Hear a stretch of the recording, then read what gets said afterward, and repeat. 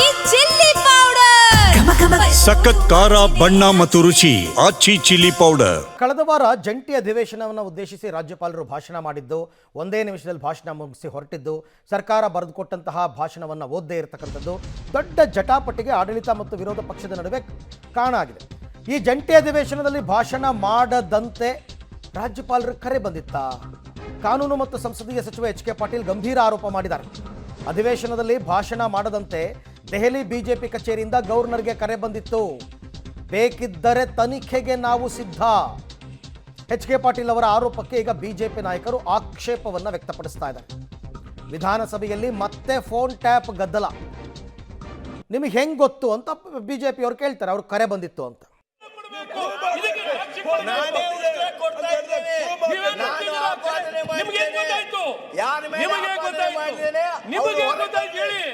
ಸಭಾಧ್ಯಕ್ಷರೇ, ಇವ್ರಿಗೆ ಗೊತ್ತಾಯ್ತು ಕರೆ ಬರ್ತಿದೆ ಅಂತ.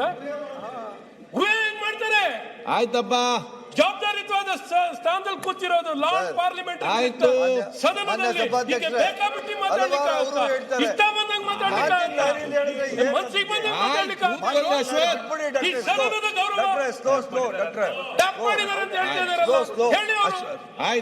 ಅದಕ್ಕೆ ಗೃಹ ಸಚಿವರು ಪ್ರಶ್ನೆ ಮಾಡಬೇಕು. ಸಮಾಧಾನ ಮಾಡಿಕೊಳ್ಳಿ.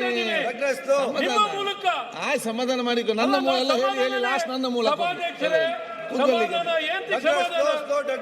ನೀವು ಸಮಾಧಾನ, ನಾವೇಳೋದು ಸದನದ ಗೌರವ. ಇದಕ್ಕೆ ಉತ್ತರ ಕೊಡಬೇಕಿರು. ನೀವು ಸಭಾಧ್ಯಕ್ಷರೇ, ಅಥವಾ ತಪ್ಪನ್ನು ಒಪ್ಪಬೇಕು. ಅವ್ರ ಸ್ಟೇಟ್ಮೆಂಟ್ ವಿಡ್ರಾ ಮಾಡಬೇಕು. ತಪ್ಪನ್ನು ಒಪ್ಕೊಳ್ಳಬೇಕು. ಅಧ್ಯಕ್ಷರೇ, ಪ್ರತಿಪಕ್ಷ ನಾಯಕ ಮಾತಾಡ್ಲಿ. ಅಧ್ಯಕ್ಷರೇ, ಮಾತಾಡಬೇಡಿ. ಈಗ ಓಕೆ, ಎಚ್.ಕೆ. ಪಾಟೀಲ್ ಅವ್ರು ಮಾತಾಡಿರೋದು ರೆಕಾರ್ಡ್ಗೆ ಹೋಗ್ಬಿಟ್ಟಿದೆ. ರೆಕಾರ್ಡ್ಗೆ ಹೋಗಿದೆ. ಲಾ ಮಿನಿಸ್ಟ್ರು ಮಾತಾಡಿರೋದು ರೆಕಾರ್ಡ್ಗೆ ಹೋಗಿದೆ. ಇಲ್ಲಿ ಗವರ್ನರು ಫೋನ್ ಬರ್ತತೆ ಡೆಲ್ಲಿಯಿಂದ, ಅವರು ಹಿಂಗೆ ನಡ್ಕೊಂಡಿದ್ದಾರೆ ಅಂತೇಳಿ. ಹಂಗೆ ನಡ್ಕೊಂಡಿದ್ದಾರೆ ಅಂತ ಈಗ ಫೋನ್ ಟ್ಯಾಪಿಂಗ್ ಇವ್ರು ಕೇಳ್ತಾ ಇರೋದು ಆರೋಪ ಏನೋ ಮಾಡಿಬಿಟ್ರು ಎಚ್.ಕೆ. ಪಾಟೀಲ್ ಅವರು, ಕರೆ ಬಂದಿತ್ತು ಅಂತ. ನಿಮ್ಗೆ ಹೆಂಗೆ ಗೊತ್ತು?